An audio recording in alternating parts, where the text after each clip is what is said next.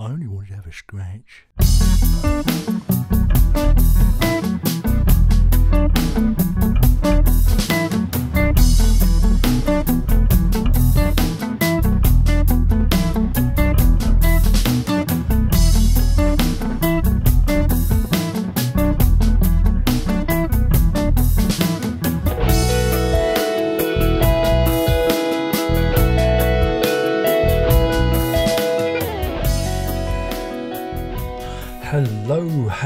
Hello and welcome to episode 103, I think that's right, of Prog Review.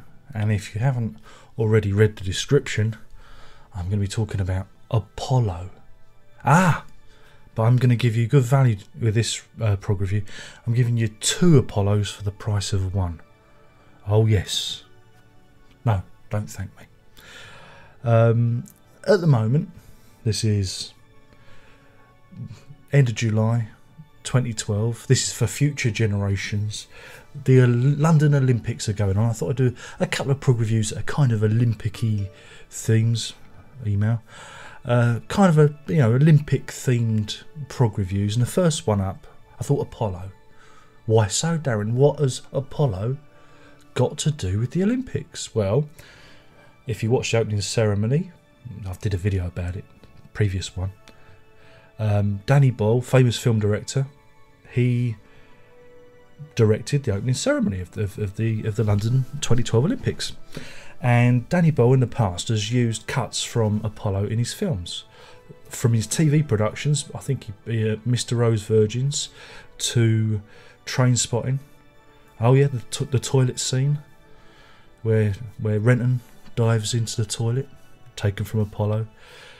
There always seems to be a track from Apollo in his films. You know, he always seems to use it as a bedding track. And even in the opening ceremony, they managed to use An Ascent. That's a track from the album, which is, again, it's another one that he's used quite a lot before. So I thought, well, let's talk about the album. And it kind of coincides with another album that's been released last month, which I'll talk about later. But first off, let's talk about Apollo, Atmospheres and Soundtracks, to give it its full proper name.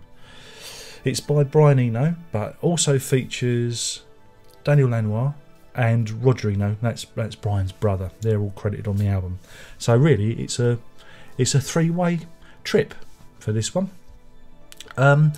It's a strange record because, again, like the title suggests, it's actually divided into 2 halves. You've got the Atmospheres, where there's a number of heavily treated sonic soundscapes meant to elicit, space travel, trips to the moon. Because again, this is what the album is based upon.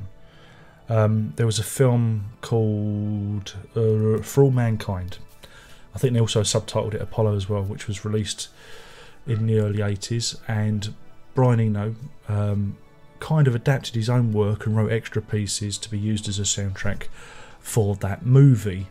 And so that's what you've got here. It is a real soundtrack, but it's also, there's some extra bits bolted on as well. So it's a bit complicated. So you have these tracks that are very ambient, very moody, and they really do elicit the weightlessness of space.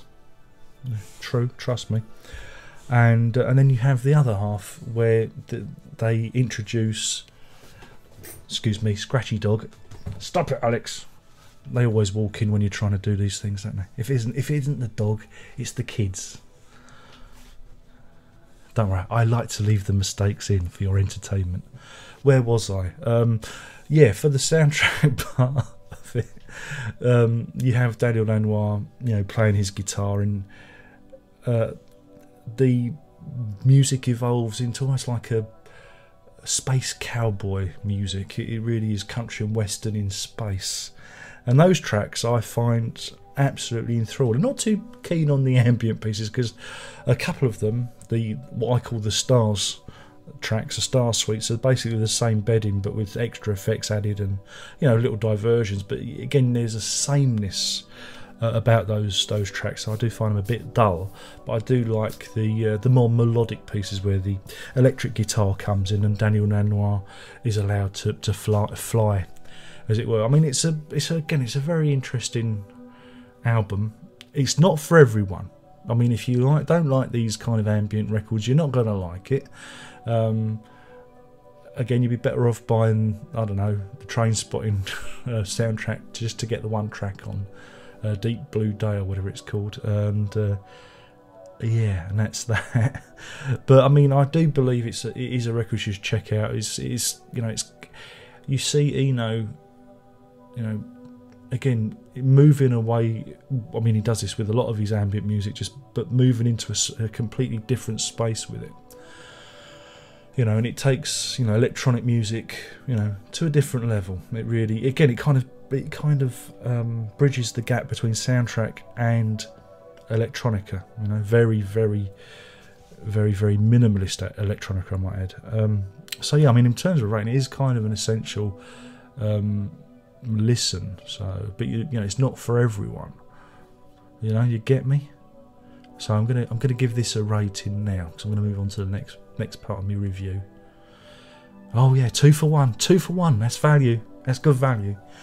So yeah, for this album, I'm going to give this 4 moonbeams out of 5, because again, it's one of those records you should check out and you should listen to, and you should try and get into it. I remember listening to it. I mean, again, if you listen to this in bed with some headphones on, again, this one is one of those records that it inhabits your own head. It doesn't really play well on the hi-fi, but when you take it into your inner space, it really is a transformative record. So there. So that moves me on to this other one, because we're doing 2 Apollos for 1, 2 for 1, 2 for 1, 2 for 1. I'll give you value. I'll give you the bargains. It came to my notice that they're not a band per se. They're kind of almost like a experimental chamber music collective called Icebreaker. Had toured with Apollo last year. Yes, they actually managed to do this in a live context. That intrigued me. And it was released in June, the album. It's called Icebreaker Apollo. And it's available on eMusic. That's where I got it from, because I have an eMusic subscription. So I downloaded it for me $5 and gave it a whirl. And it's interesting what they've done, because Apollo, the Eno version, is very electronic, and it's very processed. There's lots of swirls, and everything's heavily synthesized. And I was wondering how they could do that in an organic setting with live instruments. And you know what? They managed to do it. They do it with all these strings and stringed instruments, and they layer the sound, and it's very dense. I mean, parallels can be drawn with the Wine of Silence release from David Singleton and Robert Fripp recently. It's got that kind of organic string feel to it, and they layer, layer the instruments in a way that it evokes the original album. It's very clever. But what you've also got, and this is the good part, if you like the melodic stuff and you like the guitar playing, is they've got BJ Cole, the lap steel player. No, that's the one that they held on their lap. That's why they call it a lap steel. Oh yes.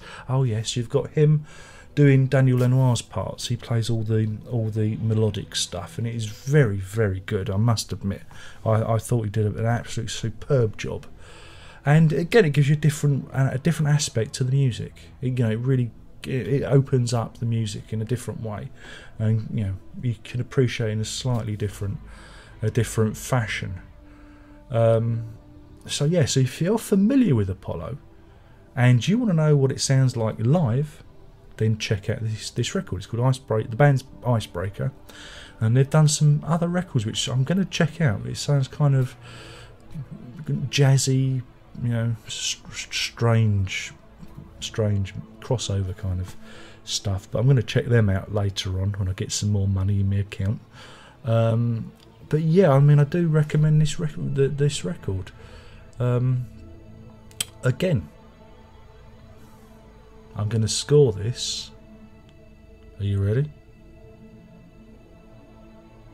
4 Lunar Eclipses out of 5. That's 4 Lunar Eclipses out of 5. Oh yes. See, I drew you in there. I drew you in. I kept you guessing. Made you wait for it. Oh yeah, make them wait. So yeah, I mean, they kind of complement each other. I thought, well, I know, I'll do a 2-for-1 because they sit really well together. And for the people that don't know Apollo, check out the original. And if you already know it, check out the Icebreaker version, because you know it's really quite clever. Yeah, they did the impossible. So there you go. So that's it. My name's been Darren Locke. I've been blathering on about the album Apollo by Brian Eno, Daniel Lanois, Roger Eno, and the live version by Icebreaker featuring the guitar skills of BJ Cole. Check them out. There'll be links. I'm sure I'll do some links in the description for you to make your life easier. Don't forget, thumbs up, thumbs down. It's all the bloody same. Show the dog, kiss your granny, tickle me Twitter, sit on me Facebook. I don't know what Google Plus does, but maybe you can figure it all out. And that's it. Any more thing to say? Should we do it like a spaceman this time?